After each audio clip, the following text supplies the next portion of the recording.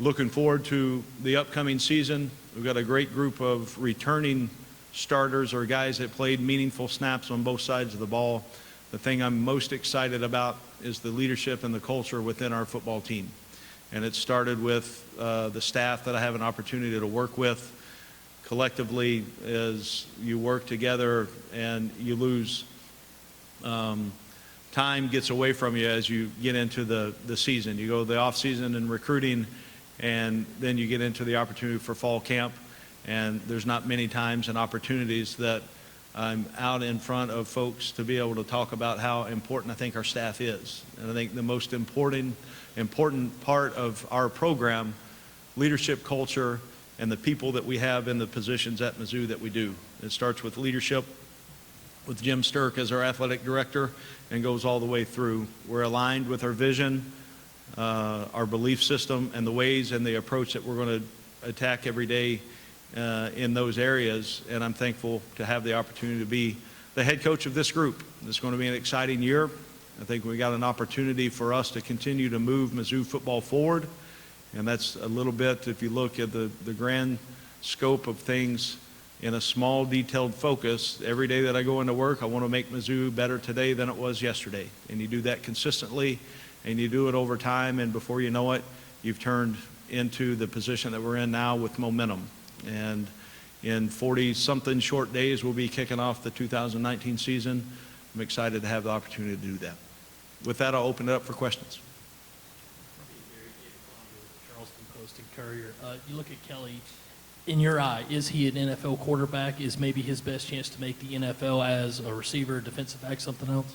No, I think you look at Kelly's, really his progress that he made for us for 15 days of spring ball, and you look at the work that he's been able to put in, he has the skill set to be able to continue to play after this year, and I think play quarterback. So I'm excited about what he brings to our team and our organization. He's got leadership qualities, very low ego, but also a tremendous competitor.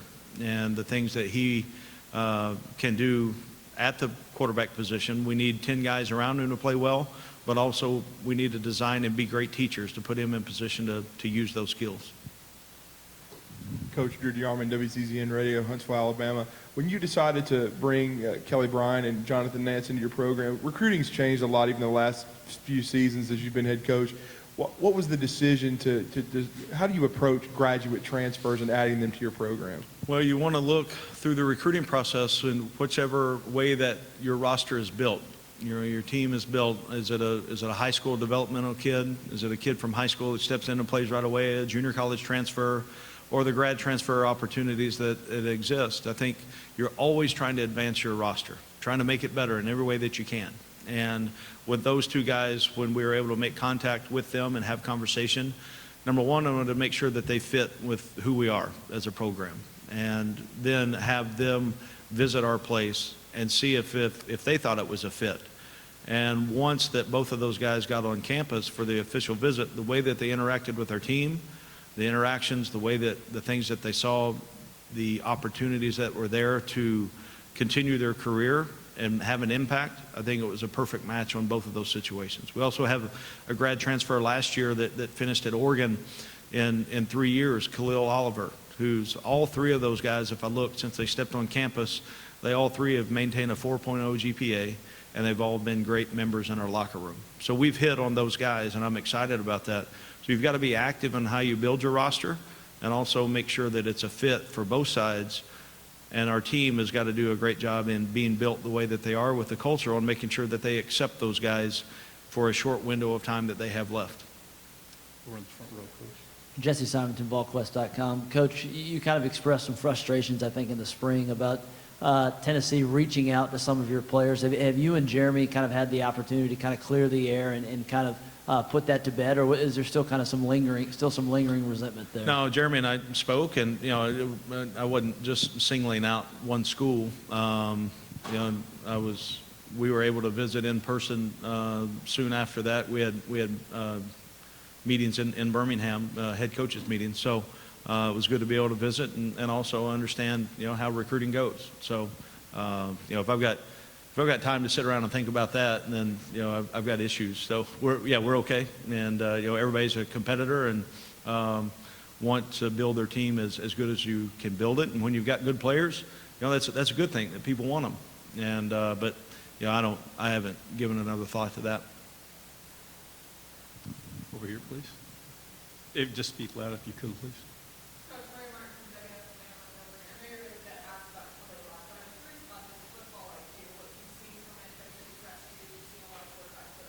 Yeah, the thing that he has done, we poured everything we had in spring practice playbook-wise. And, some of the things he was really familiar with because he had done at his previous stop, and some of it was completely new.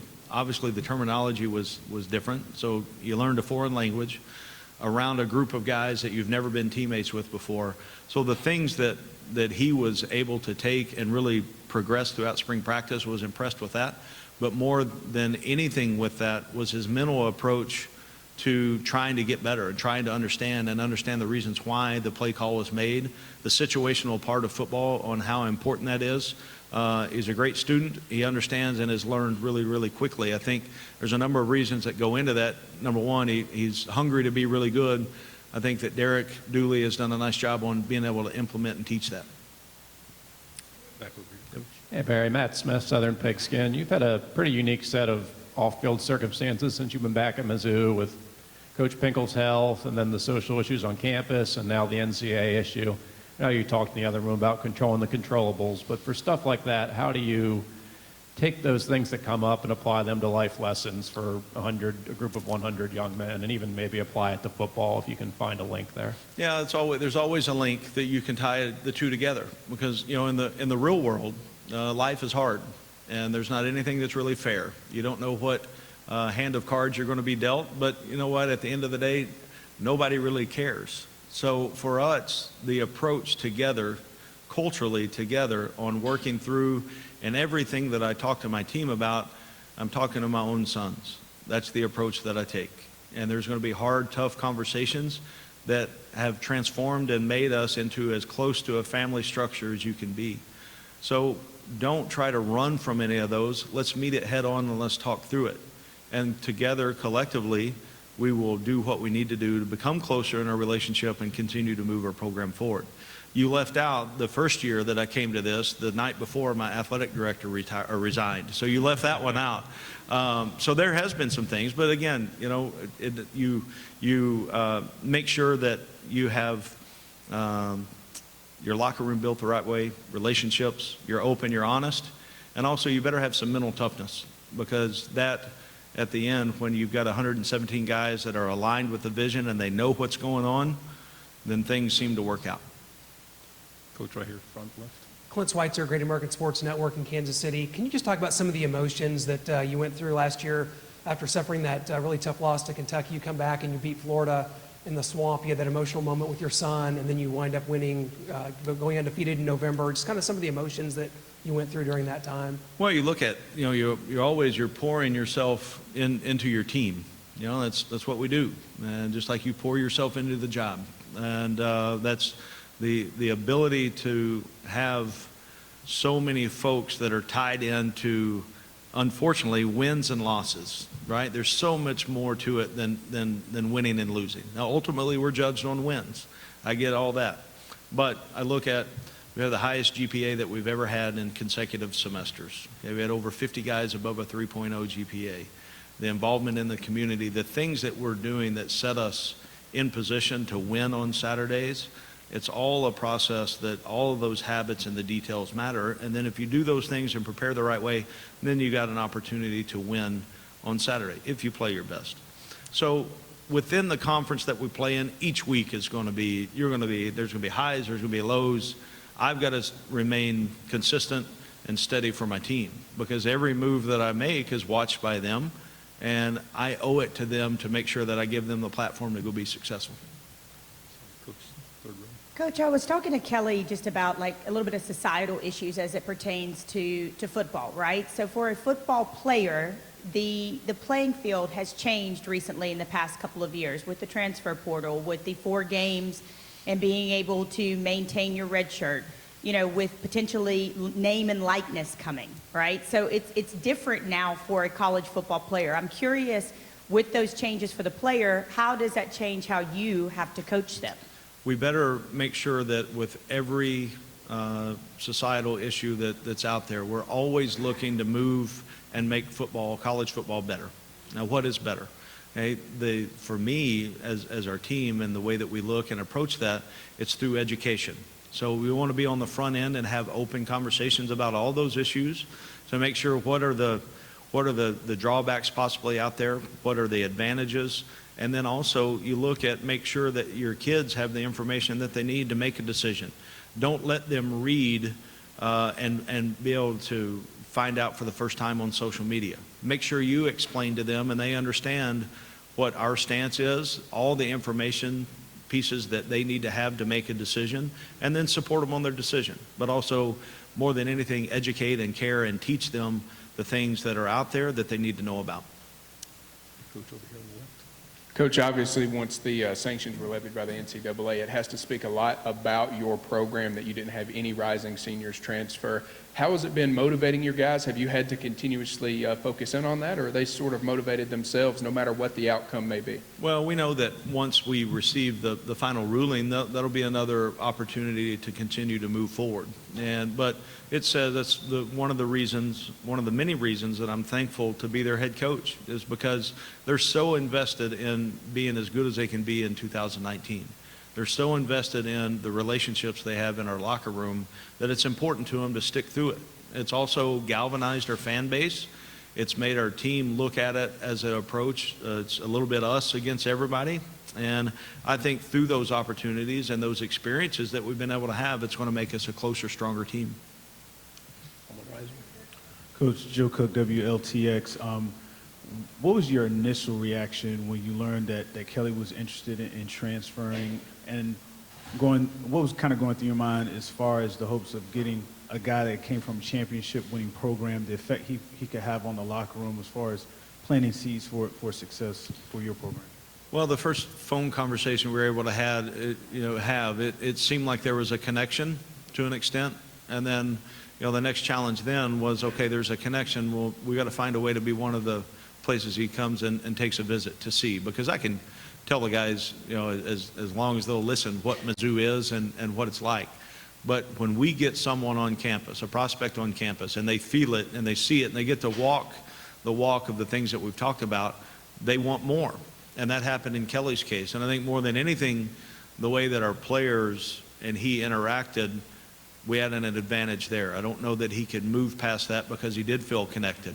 And then it came down with him having to make the decision, and also understanding that his window of opportunity, he had to be right, because this was so impactful for the next 40 to 50 years of his life on the decision that he was going to make. So he took a very mature process and thought out the good, the bad, the ugly, whichever way you want to look at it, and what was best fit for him. And I'm thankful that he's part of our locker room.